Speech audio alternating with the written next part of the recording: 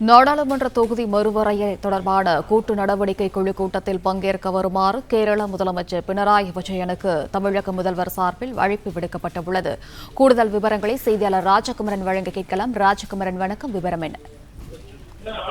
வரும் 22ஆம் தேதி நாடாளுமன்ற தொகுதிகளை சீரமைப்பதற்கு மக்கள் தொகை கணக்கீட்டை மையமாக வைத்து அந்த பணிகளை மேற்கொள்ளக்கூடாது என்று வலியுறுத்தி தென் மாநில முதலமைச்சர்கள் மற்றும் பாஜக அல்லாத பிற கட்சிகளை சார்ந்த கூட்டணி கட்சிகளாக இருக்கக்கூடிய இந்தியா கூட்டணியில் இடம்பெற்றிருக்கக்கூடிய கட்சிகள் உள்ளிட்டவற்றையெல்லாம் தமிழ்நாடு முதலமைச்சர் ஓரணியில் திரட்டி வருகின்றார்.